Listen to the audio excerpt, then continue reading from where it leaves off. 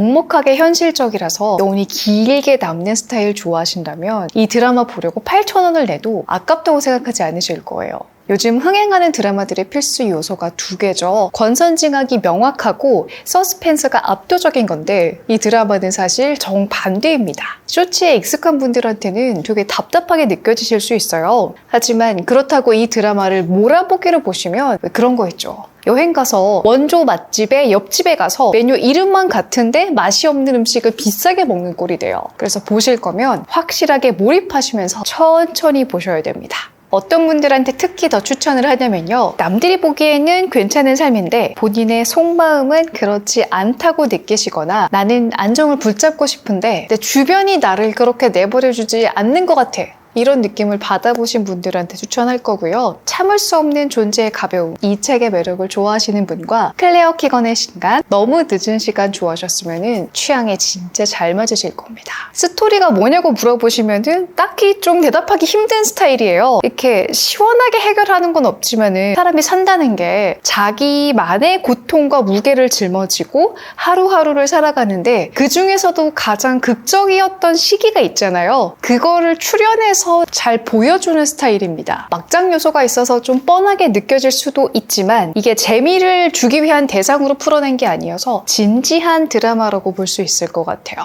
니콜 키드먼이 마거릿 부인으로 불리는데요. 사춘기가 시작된 큰딸과 장난꾸러기 아들을 데리고 파티 준비를 하면서 드라마가 시작해요. 남편이 주재원으로 발령받아서 홍콩에 사는 중인데 돈이 좀 있나 보죠? 도우미가 딸린 상류층 아파트에 삽니다.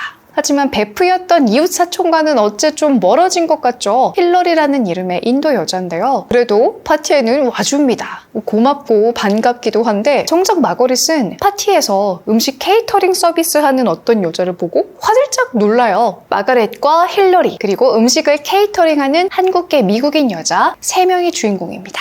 마가렛은 1년 전에 자기 아들을 잃어버렸어요. 마음에 큰 구멍이 생겼겠죠. 힐러리는 결혼 생활에 위기가 왔다고 생각합니다. 근데 아들을 잃어버린 친구 앞에서는 자기의 슬픔을 얘기하려니까 조금 눈치가 보이겠죠. 한국계 미국인 머시는요. 돈이 쪼들리는 것 외에도 여러모로 답답함을 좀 자아내는데 나름의 사연은 또 있습니다.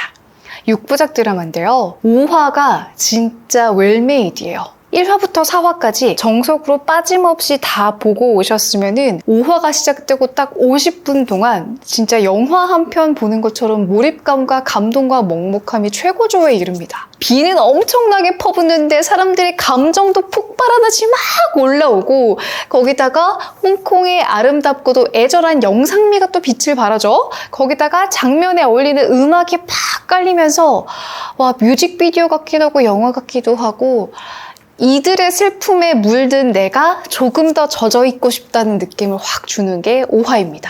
꼭 보셨으면 좋겠어서 스토리 요약은 최대한 줄일 거고요. 대신에 다 보시고 나서는 이 다음 부분을 들어주세요. 같이 나누고 싶은 장면이 진짜 많았습니다. 5화에서 개인적으로 정말 슬프게 마음에 남았던 캐릭터가 풀이에요. 가사 도우미지만 가수가 되고 싶다는 꿈을 갖고 있죠. 솔직히 노래를 잘 하긴 하는데 기막히게 잘한다까지는 아닌 것 같아요. 그래도 꿈을 품고 있는 게 되게 좋아 보이죠. 그리고 다른 동료들보다는 순수한 면이 있어가지고 더 마음이 쓰여요. 자기 고용주를 막 험담하려고 하지도 않고 친구처럼 믿어주기도 하잖아요. 거기다가 힐러리는 또 어때요? 드레스도 입혀주고 화장도 해주고 멋진 말도 해주는데 결국 다음날에 자기 숙취 심하다고 노래대회 나가기로 한 프리한테 토스트 버터 넣어가지고 만들어달라 이런 말만 하죠. 물론 힐러리한테도 너무 힘든 날이었던 건 맞는데 진짜 너무 아무렇지 않게 추리닝이 있고 청소기 돌리는 프리를 보면서 힐러리를 원망할 수도 있지만 인생이 참 거지 같다 이런 생각할 수도 있지만 생각보다 나 역시도 극적으로 좋아질 줄 알았지만 성실하게 매여있는 하루가 또다시 시작된 날이 많았던 게 떠오르면서 너무 희망적이지도 절망적이지도 않은 게 리얼해서 저는 좋더라고요. 그리고 힐러리 친구 기억나시죠? 으리으리한 집에 살지만 남편은 바람나서 나갔고 외롭다고 엄마한테 전화했지만 마음을 알아주는 사람은 아무도 없고 떠나려고 짐을 쌌는데 집에서는 계속 천장에서 물이 새고 있죠. 그래서 결국 집을 고치고 집을 지키는 건 그 여자 하나뿐입니다. 화가 나서 아니면은 용기를 내서 벗어나려고 하지만 집과 가족이라는 울타리를 떠나지 않았던 그런 결정을 해본 적이 있으신 여성분들이라면 아마 그 장면에서 되게 여러 가지 복잡한 마음 느끼셨을 거예요. 또 4화에서는 니콜 키드만 부부가 연기도 그렇고 상황도 그렇고 되게 인상적이었습니다. 거스로 추정되는 시체를 확인을 하러 가는데 이 마음은 급한데 말이 안 통해가지고 안에 갇혀버리니까 폐쇄되고 한정된 공간 안에서야 그제야 서로의 상처를 조금씩 꺼내요. 그랬던 경험도 좀 공감을 하셨을 수 있고요. 시체를 드디어 확인하는 시점에서는 니콜 키드먼은 막 미쳐서 웃고 있고 시체를 딱 보던 남편은 그때부터 무너져가지고 펑펑 울죠. 근데 오히려 니콜 키드먼은 이거 내 아들 아닙니다 라고 딱 냉정하게 말을 해요. 여기 이 대비되는 게 굉장히 인상적이었어요. 나중에 남편이 목사한테 털어놓을 때 사실 나는 아들이 죽은 거였기를 바랬다 라고 속마음을 터놓잖아요. 거스가 죽었기를 바라는 사람과 살았기를 바라는 사람은 시신을 확인하기 전후가 되게 정반대의 반응을 보여준다는 게 새로우면서도 납득이 갔습니다. 누가 더 옳다 그르다 이런 말은 할 수가 없을 것 같아요. 산 사람은 살아야지 이런 말을 하고 있지만 누군가를, 가족을 잃어보기 전에는 아주 정확하게 그게 무슨 마음이다라고 쉽게 알기가 어렵잖아요. 근데 이 둘의 반응이 너무 대비되는데 둘 다 그럴듯한 반응이라서 사람은 어떤 순간의 행동으로 평가받을 수 없는 인생을 살고 있구나 하는 거를 새삼 이렇게 느꼈던 장면이었어요. 만약에 쇼츠로 이 장면만 떼어서 봤다면 아들의 시체를 앞에 두고 미친 듯이 웃는 여자라거나 아들이 죽기를 바랐는데 죽지 않아서 절망한 남자 이런 식으로 이상한 사람이다라고 느꼈을 거잖아요. 가치관하고 성격이 다른 두 사람이 부부가 되고 부모가 돼서 같은 사건을 겪고 같은 시간 나름의 방법으로 회복을 해가고 있는데 웃는 것도 눈물 흘리는 것도 두려움이면서 슬픔이고 한편으로는 자기 혐오를 드러내는 방식이기도 하다는 그 복잡한 감정이 막 느껴지는데 1화부터 4화까지 흐름을 쭉 따라오다 보면은 단순히 미친 사람, 서로를 이해하지 못하는 부부 이런 식으로 보이진 않더라고요. 이 가족의 이야기는 5화에서 목사님과 식사하는 장면으로도 잘 이어지는데 딸이랑 아들이 목사한테 물어보잖아요. 한우님은 왜 거스가 어디 있는지 몰라요? 신은 다 아는 거 아니에요? 나한테도 이런 일이 일어날 수 있는 거 아니에요? 왜 거스한테만 그런 일이 일어났어요? 근데 그 질문 자체가요. 부모의 마음 속에서도 수십 번, 수백 번 원망하듯이 생겨났을 의문이자 질문이었을 겁니다. 근데 자기들은 굳게 마음을 닫고 말도 안 했었는데 애들이니까 오히려 순수하게 그런 절망을 잘 드러낼 수 있는 거죠. 되게 힘든 상황에서 어른들도 사실 똑같이 왜 나만 이런 나쁜 일과 좌절을 겪어야 되지? 이런 분노 가득 찬 의심을 하게 되는데 거기에 답을 찾을 수도 없고 해결책도 없으니까 조금 미쳐버리는 순간이 있잖아요. 예를 들면 마가릿하고 힐러리하고 밤에 국수 먹다가 음악에 맞춰서 막 춤을 추죠. 그런 식으로 슬픔이 드러나는 순간들이 있는 것 같아요. 현실적으로는 제가 어디 식당에 갔는데 웬 여자 2명이서 화려한 드레스를 입고 막 춤을 추고 있다? 그러면 아우 저 미친 여자들 이러겠지만 살면서 한 번쯤은 정말 큰 상처를 받았을 때 남들이 나를 어떻게 보는지는 전혀 신경 쓰지 못할 정도로 크게 와르르 무너지거나 미쳐버릴 것 같은 순간이 생기는 것 같아요. 그런 슬픔을 겪어보신 분이라면 그런 게 되게 자기적이고 인위적인 설정이 아니라 그럴 수도 있었겠다 하고 그런 장면을 보는 게 과거에 아팠던 나를 돌아보고 회복되는 과정이 되기도 하더라고요.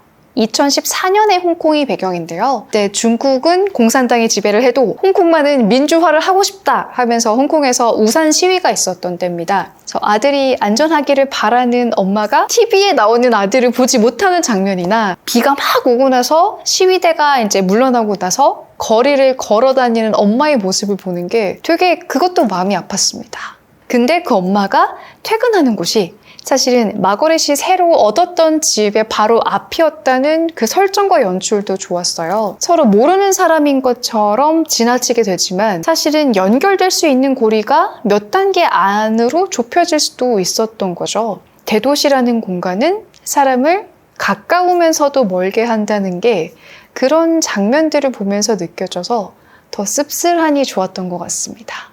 나름 주인공인데 멀씨 얘기를 잘 안 했죠. 사실 드라마 통틀어가지고 제일 답답한 캐릭터입니다. 어리기는 하지만 왜 저렇게까지 회피형이지? 남이 자기 마음을 다 알아주기를 바라지? 다 큰 어른인 척하면서 왜 이렇게 제대로 해결하는 것도 없지? 하는 마음이 들기는 들어요. 왜 사람마다 사춘기라고 부르는 시기가 좀 긴 사람도 있잖아요. 그게 멀씨인 게 아닌가 생각을 해요. 처음에는 왜 데이비드 같은 남자랑 만나지? 좀 나쁜 년인가? 이런 생각도 갖고 있었는데 잘 풀리지 않는 현실 속에서 자기 혐오가 심하죠. 나쁜 짓을 저질러서 더 자기를 싫어하게 만들고 싶은 절망감이 베이스에 깔려 있었구나 하는 느낌을 주는 장면들이 있습니다. 자기는 아예 태어나기를 박복하게 태어났다고 하고 자기가 원하는 만큼의 사랑을 잘 받지 못하면서 컸죠. 그리고 어쨌든 지금의 현실이 되게 구질구질한데다가 자기의 실수로 타인의 행복을 뺏었다는 죄책감이 굉장히 커요. 그러니까 나는 쓰레기야, 나는 나쁜 사람이야, 나는 행복할 자격이 없어. 이렇게 계속해서 스스로를 막 갉아먹어요. 사실은 진짜 행복해지고 싶은데 스스로가 그 자격을 박탈해야 한다고 자꾸만 주저하고 나쁜 선택을 하고 자기를 이제 절망의 구렁텅이로 계속 우겨 넣는 거죠. 어쩌면은 멀씨 캐릭터에서 자기 자신의 모습을 본 분들은 공감성 수치일 수도 있고 어쩌면 애정이 느껴질 수도 있고 마지막 화에서 보여주는 멀씨의 행동에 납득해 가실 수도 있고 희망을 찾으실 수도 있을 것 같습니다. 드라마 얘기를 좀 더 해보자면 홍콩을 진짜 슬프도록 아름답게 보여준 게 너무 좋았어요. 6화에서 머시가 출근하는 장면이 뮤직비디오처럼 세련되고 이렇게 리드미컬하게 연출이 됐어요. 그게 되게 예쁘고 마음에 남았습니다. 그리고 에피소드별로 홍콩의 장소가 타이틀이 된 것도 좋았어요. 홍콩 여행 가보셨던 분들은 몽콕 시장도 그렇고 무지개 아파트도 그렇고 내가 가봤던 거리의 분위기가 싹 소호거리나 이런 데 있잖아요. 보일 때 다시 홍콩 여행 가고 싶다 이런 느낌 받으셨을 겁니다. 배우들 연기도 참 좋았어요. 저는 개인적으로 힐러리 연기가 되게 좋았거든요. 아버지와 어머니에 대한 애정이면서 증오이면서 복수이면서 그 복잡한 감정을 드러내는 것도 되게 좋았고요. 자신감이 없는 날에는 화려하게 입고 예쁘게 화장을 한다고 말을 하면서 풀이를 꾸며주죠. 근데 힐러리는 잘 나오지 않고 풀이만 나오다 보니까 마치 그 말이 약해진 자신에게 스스로 해주는 말인 것처럼 느껴지게 연출한 것도 되게 좋았어요. 물론 니콜 키드만도 유지영 배우도 각각의 캐릭터에 맞는 연기를 정말 잘 보여준 것 같습니다. 유지영 배우가 K-POP 데모네이터스에서 조이 목소리 연기를 하셨더라고요. 그래서 나중에 또 한국계 미국인 캐릭터가 되게 많아지잖아요. 그런 소설도 많고 드라마 속에 많이 나오다 보니까 다른 작품에서는 또 어떤 연기를 보여주실지 기대를 좀 하게 됩니다. 프라임 비디오에서 건진 의외로 너무 좋았던 드라마 주제원 소개였습니다. 같이 보고 수다 떨고 싶은 드라마나 영화 있으시면 댓글 달아주시고요. 구독해주시면 믿고 보는 취향 친구 되실 수 있습니다. 나중에 또 봐요. 안녕.